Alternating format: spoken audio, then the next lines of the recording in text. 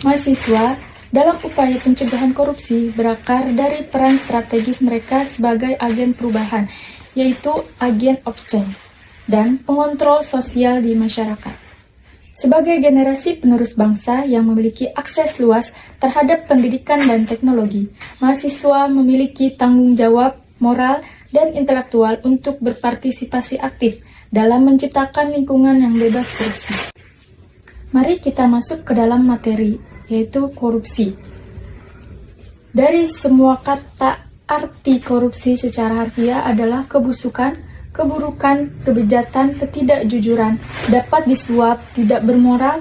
Secara garis besar, korupsi merupakan tindakan yang sangat buruk, tidak bermoral, merugikan banyak orang untuk kepentingan diri sendiri maupun kelompoknya. Dan sedangkan mahasiswa adalah seseorang yang sedang menempuh pendidikan di tingkat perguruan tinggi. Mahasiswa sendiri bisa juga disebut agen of change atau agen perubahan, yang mana tugas mahasiswa kelak nantinya adalah untuk membuat sebuah perubahan yang lebih baik bagi masyarakat. Selanjutnya yaitu hubungan mahasiswa dengan korupsi. Mahasiswa juga memiliki hubungan dengan korupsi, tapi bukan berarti mahasiswa adalah koruptor. Maksudnya di sini adalah mahasiswa merupakan bibit yang akan tumbuh menjadi sesuatu yang bermanfaat bagi negaranya, ataupun bisa juga malah akan menjadi beban dan menyusahkan negaranya. Oleh sebab itu, sebelum para penerus cita-cita bangsa ini meneruskan langkah, pastinya mahasiswa seharusnya dibekali pendidikan tentang korupsi, supaya para mahasiswa bisa memilah mana yang bisa dikatakan korupsi, mana yang bukan. Karena kriteria korupsi sendiri ini sangat kompleks jika kita tidak berhati-hati. Mahasiswa juga seharusnya selalu ikut mengkritisi dan juga mengawal kebijakan-kebijakan publik sebagai langkah preventif dan protektif terhadap kebijakan-kebijakan yang diambil para pemangku kepentingan, sehingga apapun kebijakannya bisa terkontrol dan juga tepat pada sasaran, sehingga tidak ada yang dirugikan dalam hal apapun.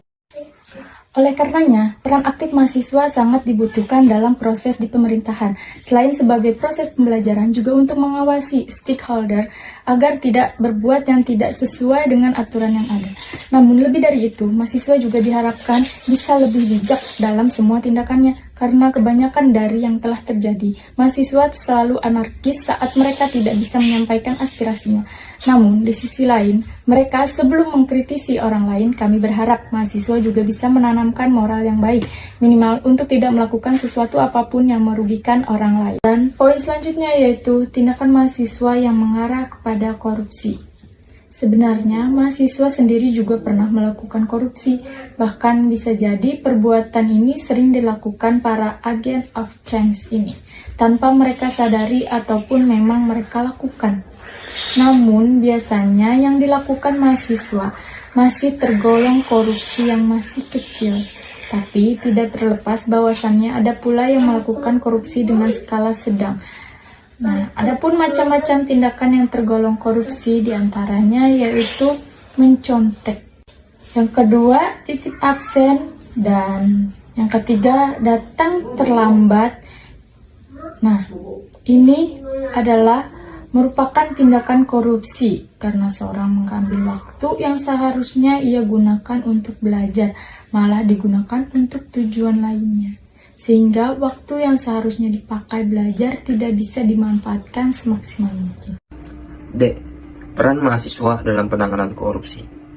Peran mahasiswa dalam penanganan korupsi ini sangat penting dan dapat melalui dengan berbagai cara. Berikut adalah beberapa peran yang dapat diambil oleh mahasiswa. Yang pertama, edukasi dan kesadaran. Yang kedua, penelitian dan advokasi. Yang ketiga, organisasi dan komunitas. Yang keempat, penggunaan teknologi. Yang kelima, keterlibatan dalam kebijakan. Yang pertama, edukasi dan kesadaran. Mahasiswa dapat menyebarkan informasi tentang korupsi dan dampaknya terhadap masyarakat. Melalui apa? Bisa melalui seminar, melalui diskusi, atau melalui kampanye. Untuk apa? Untuk meningkatkan kesadaran terhadap publik akan bahayanya korupsi ini, ya, agar kita lebih kritis terhadap koruptor-koruptor. Lalu yang kedua, penelitian dan advokasi.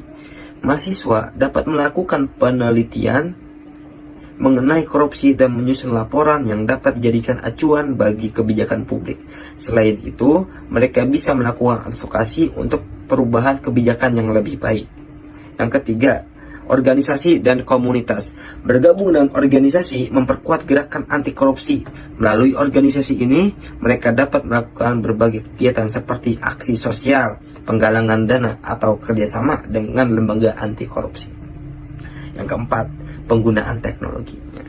Dengan memanfaatkan media sosial atau platform digital, mahasiswa dapat menyebarkan informasi tentang kasus-kasus korupsi, mengajak masyarakat untuk lebih kritis, dan menciptakan ruang diskusi yang konstruktif. Media sosial yang kita punya itu jadikan alat untuk kita memusuhi para koruptor atau common enemy. Koruptor itu musuh kita bersama, karena koruptor itu korupsi itu bisa merugikan negara. Dengan adanya media sosial yang kita punya, maka itu bisa menjadi viral, bisa melanjutkan proses. Karena di negara ini no viral no justice, jadi harus viral dulu. Dengan adanya media sosial, maka kita mampu menekan pemberantasan korupsi untuk terus menjadikan tameng pertama untuk Indonesia adil, sejahtera, dan makmur. Itu yang harus kita lakukan sebagai mahasiswa. Lalu selanjutnya, pengembangan keterlibatan dalam kebijakan. Mahasiswa yang aktif terlibat dalam proses politik dengan berpartisipasi dalam pemilihan umum, mendukung calon pemimpin yang memiliki komitmen terhadap pemberantasan korupsi, atau menjadi bagian dari lembaga legislatif sebagai anggota muda. Kalau kita ingin menghilangkan korupsi yang sudah merajalela sekarang ini, maka kita harus memilih pemimpin yang berkomitmen untuk memberantas korupsi. Jangan sampai kita memilih pemimpin yang mendukung budaya korupsi ini. Maka apa boleh buat? Kalau kita memilih pemimpin yang masih melanjutkan budaya korupsi, maka tahun-tahun depan berikutnya mungkin bisa jadi korupsi ini terus akan merajalela dan tidak akan hilang di negara ini. Maka mulai dari kita sebagai mahasiswa, maka kita pilih pemimpin yang bisa memberantas korupsi, yang bisa berkomitmen dengan pemberantasan korupsi. Sekarang para koruptor hidup enak, korupsi triliunan, di penjara 6,5 tahun. Kesimpulan, gerakan anti korupsi pada dasarnya adalah upaya bersama seluruh komponen bangsa untuk mencegah peluang terjadinya perilaku koruptif. Dengan kata lain, gerakan anti korupsi adalah suatu gerakan yang memperbaiki perilaku individu manusia dan sistem untuk mencegah terjadinya perilaku koruptif. Nah,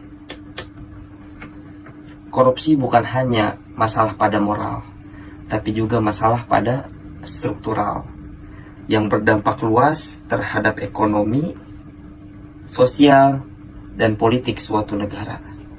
Oleh karena itu, pemberantasan korupsi harus menjadi prioritas utama bagi seluruh elemen masyarakat agar menciptakan lingkungan yang adil, makmur, dan sejahtera.